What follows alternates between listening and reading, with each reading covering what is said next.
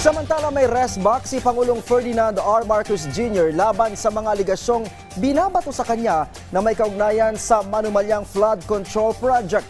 Iginiit pa ng Pangulo na siya ang nagsiwalat sa anomalya, bagay na hindi umano nagawa ng mga nakaraang Pangulo. Yan ang ulat ni Clazel Pardilla. Kung talagang racket ko yun, ba't ko sisirain yung racket ko? Di ba? That makes absolutely no sense.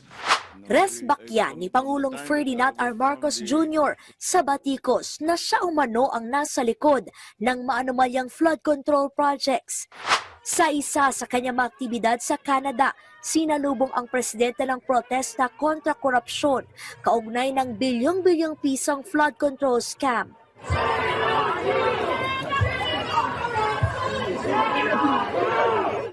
I'm the one who exposed all of this.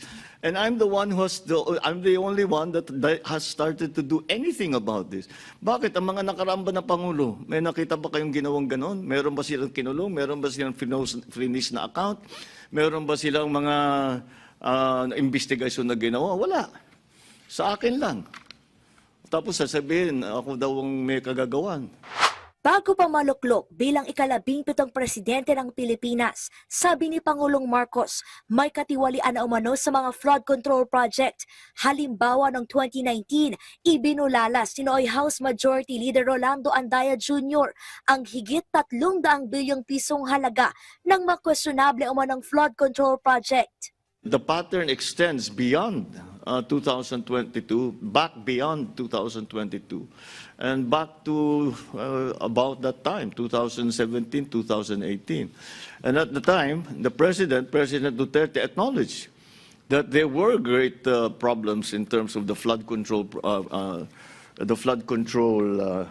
projects. Pero wala namang nangyari.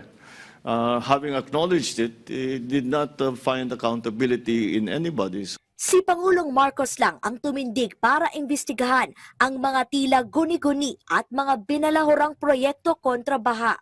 So I guess that was left up to me to do. And so we are still doing it. We're still working on it.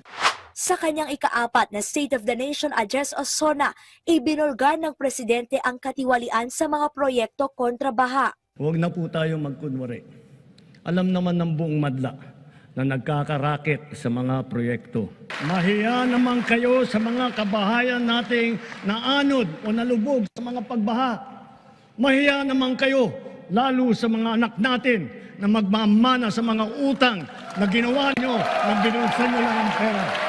Ang tanong, may nahiya na nga ba sa pangungurap sa mga flood control project? Nahiya ba sila? Yung iba hindi. Akala nila, karapatan nila yung gagawin na ganun eh. Wala kaming ginagawang mali. Ganyan talaga patakbo rito. And that's the hardest part to change. That's the hardest part to change. The culture. Simula nang umpisahan ang investigasyon sa flood control project, ilang contractor na ang nakulong dahil sa kasong graft at malversation of public funds. Naaresto na rin ang ilang matataas na opisyal tulad ni dating Senador Bong Revilla, Senador Jinggoy Estrada at ilang kawani ng DPWH. Muling iginiit ni Pangulong Marcos, walang selective justice. Lahat ay pananagutin. Hindi pa raw tapos ang administrasyon sa paghabol sa mga nasa likod ng mga kinurap na flood control project. Pero aminado si Pangulong Ferdinand R. Marcos Jr., habang lumalalim ang investigasyon, mas marami pang sumasambulat na impormasyon. Clazel Pardilla para sa Bayan.